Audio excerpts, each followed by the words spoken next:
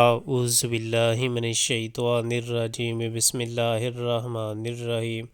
فَإِذَا لَقِيتُمُ الَّذِينَ كَفَرُوا فَضَرْبَ الرِّقَابِ حَتَّىٰ إِذَا أَثْخَنْتُمُوهُمْ فَشُدُّوا الْوَثَاقَ فَإِمَّا مَنًّا بَعْدُ وَإِمَّا فِدَاءً حَتَّىٰ تَضَعَ الْحَرْبُ أَوْزَارَهَا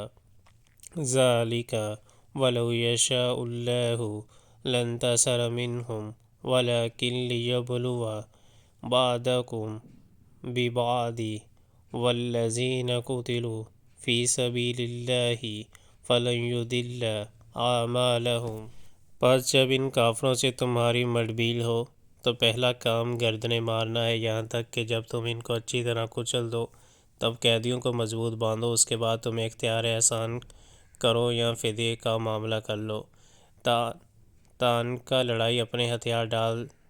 دے۔ یہ ہے تمہارے کرنے کا کام۔ اللہ چاہتا تو خود ہی ان سے نمٹ لیتا، مگر یہ طریقہ اس نے اس لیے اختیار کیا ہے تاکہ تم لوگوں کو ایک دوسرے کے ذریعے سے آزمائے، اور جو لوگ اللہ کی راہ میں مارے جائیں گے اللہ ان کے اعمال کو ہرگز ضائع نہ کرے گا۔